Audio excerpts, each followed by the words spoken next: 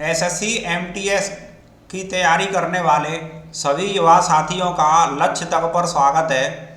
कुछ दिन में ही एसएससी एमटीएस के एग्ज़ाम शुरू होने वाले हैं और उस एग्ज़ाम से पहले आप जितने ज़्यादा से ज़्यादा जीके जीएस के टॉप क्वेश्चन को पढ़ेंगे और मॉक टेस्ट लगाएंगे तो उतना ही आप अच्छा स्कोर या बोल सकते हैं एक सेफ स्कोर करके आएंगे। 25 क्वेश्चन है, इस 25 क्वेश्चन में से और जो एसएससी एमटीएस में जो एक क्वेश्चन है वो 3 मार्क्स का आएगा, कुल 75 मार्क्स का। और एसएससी एमटीएस हवलदार का जो सेकंड पेपर है उसमें जीके जीएस का और वेटेज रखा गया है। तो इसमें प्रत्येक क्वेश्चन को आप सॉल्व करें और अपना जो आंसर है उसे कहीं नोट कर लें। क्वेश्चन को सॉल्व करने के बाद में आप कमेंट करके हमें जरूर बताएं कि आपने कितना स्कोर किया था। टॉप जीके जीएस के एक्सपेक्टेड क्वेश्चन है, उम्मीद है ये क्वेश्चन आएंगे तो आपके लिए बहुत उपयोगी साबित होंगे। चलिए शुरुआत करते हैं पहले क्वेश्चन से। निम्नलिखित में से कौन सी नदी सिंधु नदी की सहायक नदी नहीं है?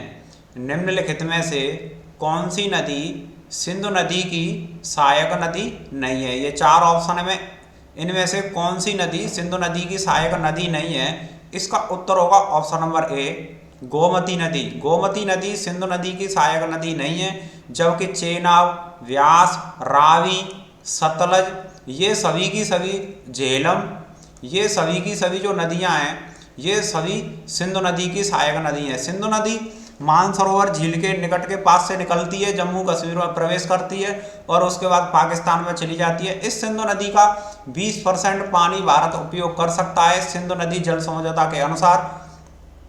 तो इसका उत्तर जो होगा ऑप्शन नंबर ए, गोमती नदी। गोमती नदी के किनारे जो लखनऊ शहर है, लखनऊ स्थित है। जो नवाबों का शहर जो लखनऊ है वो गोमती नदी के किनारे बसा हुआ है। अगला प्रश्न है, विद्युत बल्ब में फिलामेंट किससे बना होता है? जो विद्युत बल्ब होता है उसका जो फिलामेंट होता है वो किससे बना होता है? इसका उत्तर होगा ऑप्शन नंबर सी, टंगस्टन का बना हुआ होता है। विद्युत बल्ब में जो फिलामेंट होता है वो टंगस्टन का बना हुआ होता है। अगला प्रश्न है, हाल ही में किस राज्य ने पुरुष हॉकी विश्व 2023 की मेजबानी की? हाल ही में पुरुष हॉकी विश्व कप 2023 की मेजबानी करने वाला जो राज्य है वो होगा ऑप्शन नंबर ए, उड़ीसा। चलिए अगला प्रश्न है चौथा, केंद्रीय मंत्रिपरिषद की नियुक्ति कौन करता है?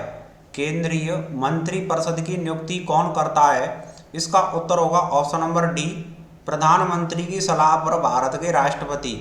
प्रधानमंत्री की सलाह पर भारत के राष्ट्रपति के द्वारा केंद्रीय मंत्रिपरिषद की नियुक्ति की जाती है, जिसमें जितने भी केंद्रीय मंत्री होते हैं उन सभी की नियुक्ति प्रधानमंत्री की सलाह पर ही की जाती है। राष्ट्रपति अपने विवेक से नहीं कर सकता है, संसद नहीं करेगी, प्रधानमंत्री भी नहीं करेगा, प्रधानमंत्री की सलाह पर और भारत का राष्ट्रपति करता है। चलिए अगला प्रश्न है 5वां, हीमोग्लोबिन वर्णक किस में पाया जाता है? हीमोग्लोबिन जो वर्णक है वो किस में पाया जाता है? इसका उत्तर होगा ऑप्शन नंबर ए, आरबीसी।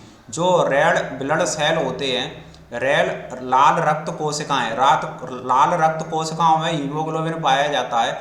इस हीमोग्लोबिन की वजह से जो रक्त है उसका जो रंग है वो लाल होता है।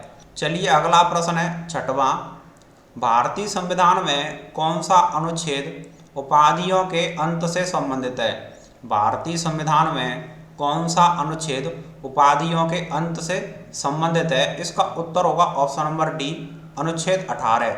अनुच्छेद 18 उपाधियों के अंत से संबंधित है। अगला प्रश्न है, 2022 का फीफा विश्व कप कहाँ आयोजित किया गया? 2022 का फीफा विश्व कप कहाँ आयोजित किया गया? 2022 का फीफा विश्व कप की जो विजेता टीम थी वो अर्जेंटीना थी। अर्जेंटीना ने ये जीता था, विजेता टीम अर्जेंटीना, और जो उपविजेता टीम थी वो फ्रांस थी। पर ये फीफा विश्व कप कहाँ आयोजित किया गया? इसका उत्तर ऑप्शन नंबर बी होगा, कतर में।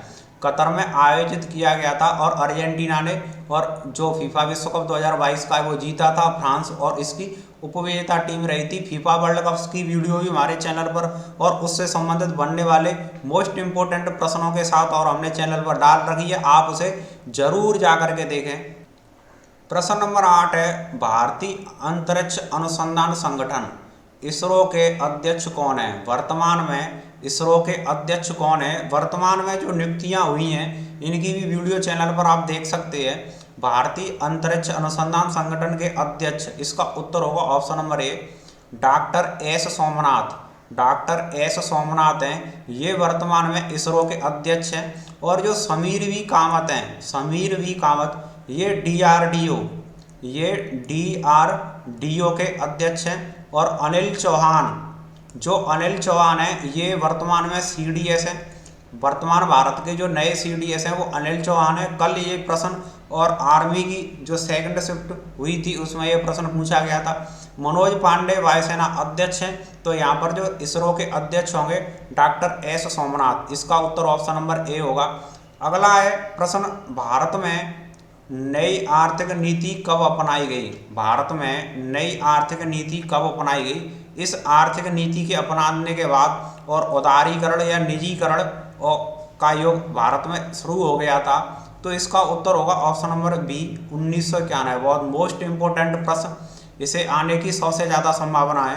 भारत में आर्थिक नीति कब अपनाई गई? तो 1991 में अपनाई गई। उस समय भारत के वित्त मंत्री डॉक्टर मनमोहन सिंह हुआ करते थे।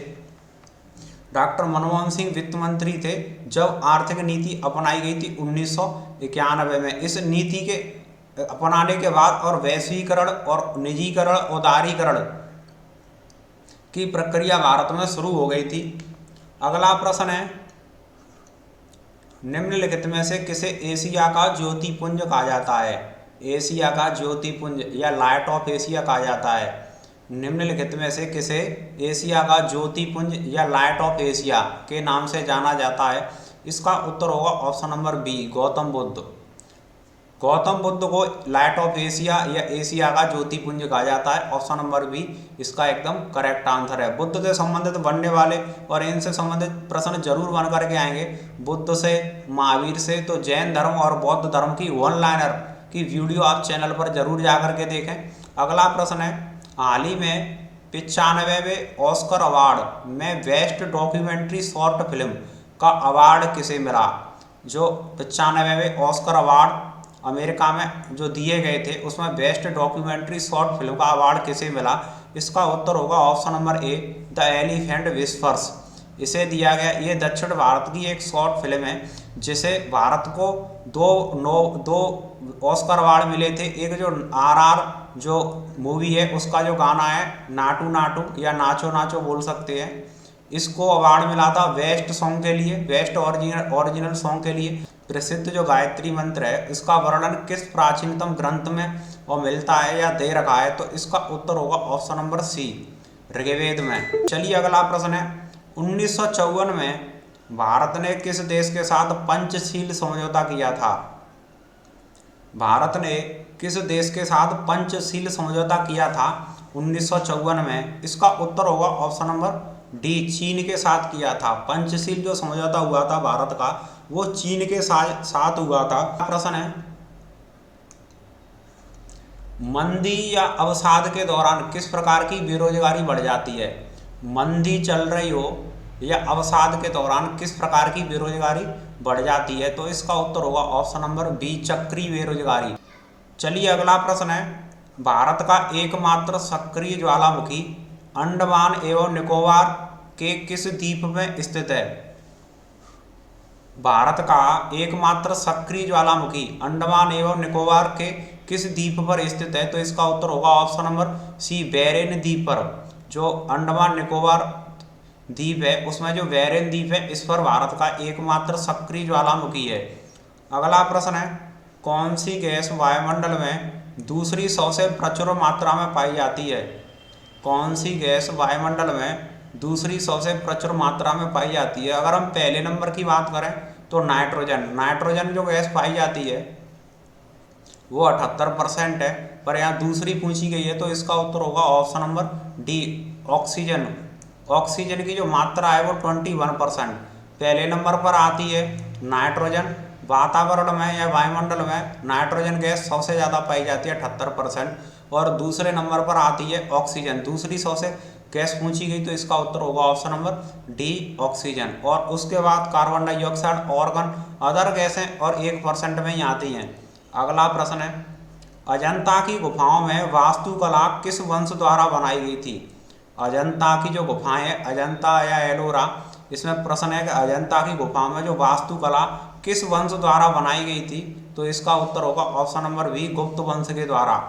वो समय भारत का, जिस समय भारत सोने की चिड़िया हुआ करता था, गुप्त वंश से संबंधित तो टॉप 1 लाइनर की वीडियो और इन्हीं से संबंधित अगर गुप्त वंश से कोई प्रश्न बन करके आएगा तो जो हमने टॉप 1 लाइनर की वीडियो चैनल पर डाल रखी है उसी से बन करके आएगा, ये क्वेश्चन बाहर नहीं जा सकता है। इसी तरह से मौर्य वंश की भी टॉप 1 लाइनर की वीडियो आप चैनल पर जरूर जा करके देखें। प्राचीन भारत के जितने भी मोस्ट इंपॉर्टेंट टॉपिक हैं उनसे संबंधित टॉप 1 लाइनर की वीडियो हमने डाल रखी है, आप उनको जरूर देखें। सभी वीडियो को देखें, सभी वीडियो आपके लिए बहुत उपयोगी साबित होंगी। चलिए अगला प्रश्न है, भारत रत्न पाने वाले पहले गैर भारतीय कौन थे? भारत रत्न पाने वाले पहले भारतीय कौन थे? 4 ऑप्शन आपके सामने लगे हुए हैं, आप अपना नोट कर लीजिए कि इनमें से कौन पहले गैर भारतीय थे जिन्हें भारत रत्न मिला था। तो इसका उत्तर होगा option number C, Abdul Ghaffar Khan. इनको सीमांत गांधी के नाम से भी जाना जाता है। इनको सीमांत गांधी किसे कहा जाता है, ये प्रश्न बन करके आए तो सीमांत गांधी कहा जाता है। खान अब्दुल गफ्फार खां को सीमांत गांधी कहा जाता है। और इनको जो भारत रत्न मिला था वो 1987 में मिला था। इनको जो भारत रत्न मिला था 1987 मिला था। जहां हम बात करें नेल्सन मंडेला, तो नेल्सन मंडेला को जो भारत रत्न मिला था वो 1990 में मिला था। नेल्सन मंडेला को 1990 में मिला था। इनको 3 साल पहले मिला, इनको 3 साल बाद में। भारत रत्न पाने वाले जो पहले गैर भारतीय माने जाते हैं वो अब्दुल गफ्फार खां, जिनको 1987, नेल्सन मंडेला को इनके बाद में मिला था। तो इसका उत्तर ऑप्शन नंबर सी एकदम सही आंसर है। अगला प्रश्न है, अमर्त्य सेन को किस विषय के लिए नोबेल पुरस्कार मिला? नोबेल पुरस्कार दुनिया का सबसे बड़ा पुरस्कार है और भारतीय अमर्त्य सेन को किस विषय के लिए नोबेल मिला? तो इसका उत्तर होगा ऑप्शन नंबर सी, अर्थशास्त्र के विषय में इनको नोबेल मिला था। अर्थशास्त्र के विषय में इन्होंने कुछ सिद्धांत दिए थे, गरीबी से संबंधित इनके विषय पर रिसर्च था, जिनके लिए और इनको दुनिया का सबसे बड़ा पुरस्कार नोबेल पुरस्कार दिया गया था। तो अमर्त्य सेन किस क्षेत्र से संबंधित है? अर्थशास्त्र थे, इसे आप याद रखें। अगला प्रश्न है, अंतरिक्ष में यात्रा करने वाले प्रथम भारतीय, अंतरिक्ष में यात्रा करने वाले प्रथम भारतीय कौन थे? इसका उत्तर होगा option number C, Rakesh Sharma. Rakesh Sharma अंतरिक्ष में यात्रा करने वाले पहले भारतीय थे। अगला प्रश्न है 21वां, ओलंपिक खेलों में व्यक्तिगत स्वर्ण पदक जीतने वाले पहले भारतीय। ओलंपिक खेलों में व्यक्तिगत स्वर्ण पदक की बात हो रही है, जीतने वाले पहले भारतीय कौन थे? इसका उत्तर होगा option number A, Abhinav Bindra. Abhinav Bindra ये व्यक्तिगत खेलों में ओलंपिक की बात हो रही है और उसमें स्वर्ण पदक जीतने वाले पहले भारतीय थे। जहाँ हम बात करें नीरज चोपड़ा, ये दूसरे नंबर पर आते हैं। नीरज चोपड़ा को भाला फेंक में 2020 के टोक्यो ओलंपिक में, 2020 के जो टोक्यो ओलंपिक हुए उनमें व्यक्तिगत और स्वर्ण पदक मिला था, ये दूसरे माने जाते हैं।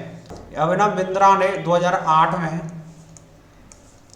के जो बीजिंग ओलंपिक खेल हुए थे उसमें 10 मीटर एयर राइफल, और ये अभिनव जो बिंद्रा ये कौन है? निशानेबाज। अगला प्रश्न है, कौन सी पंचवर्षीय योजना हेरोड डॉमर मॉडल पर आधारित थी? कौन सी पंचवर्षीय योजना हेरोड डॉमर मॉडल पर आधारित थी? पंचवर्षीयों से संबंधित बनने वाले जितने भी प्रश्न हैं उनकी वीडियो भी हमारे चैनल पर आप जरूर देखें। तो ये आपको बताना है कि हेरोड डॉमर मॉडल पर कौन सी पंचवर्षीय योजना आधारित थी? इसका उत्तर होगा ऑप्शन नंबर ए, पहली पंचवर्षीय योजना। पहली पंचवर्षीय योजना 1991 से लेकर 1956 तक रही थी। पहली पंचवर्षीय योजना का जो कार्यकाल है 1991 से लेकर 1956, और इस पंचवर्षीय योजना का जो मुख्य उद्देश्य था, यह भी प्रश्न पूछा जाता है कि पहली पंचवर्षीय योजना का उद्देश्य क्या था? तो कृषि और सिंचाई को और यहाँ पर प्राथमिकता दी गई थी। पहली पंचवर्षीय योजना का कार्यकाल 51 से 56 तक किसे प्राथमिकता दी गई? तो कृषि और सिंचाई को प्राथमिकता दी गई थी। दूसरी पंचवर्षीय योजना में उद्योगों को दी गई थी, जो उद्योग होते हैं उनको दी गई थी, और ये महालनोबिस मॉडल पर आधारित थी। चलिए अगला प्रश्न है, पूना समझौता पर हस्ताक्षरकर्ता कौन थे? जो पूना पैक्ट हुआ था 1932 में, ये पूना पैक्ट हुआ था, जो पूना पैक्ट हुआ वो 1932 में गांधी और अंबेडकर के बीच हुआ था, और यही इस पर हस्ताक्षर करता थे। तो इसका उत्तर ऑप्शन नंबर डी होगा, गांधी और अंबेडकर। चलिए अगला प्रश्न है, बनारस हिंदू विश्वविद्यालय के संस्थापक। बनारस हिंदू विश्वविद्यालय की स्थापना 1916 में की गई थी, और इसके जो संस्थापक हैं वो option number B, Pandit Madan Mohan Malviya. Pandit Madan Mohan Malviya के अथक प्रयासों के द्वारा 1916 में बनारस हिंदू विश्वविद्यालय या BHU, बनारस हिंदू विश्वविद्यालय या यूनिवर्सिटी के भी इसे कहा जाता है, इनके प्रयासों के द्वारा ही और इसकी स्थापना हुई थी। चलिए अगला प्रश्न है, संसद ने किस संविधान संशोधन अधिनियम द्वारा दल बदल विरोधी कानून पारित किया था? संसद ने किस संवैधानिक संशोधन के द्वारा, जो दल बदल विरोधी कानून है, इसे संविधान की 10वीं अनुसूची में रखा गया है। तो जो 10वीं अनुसूची है वो दल बदल से संबंधित है।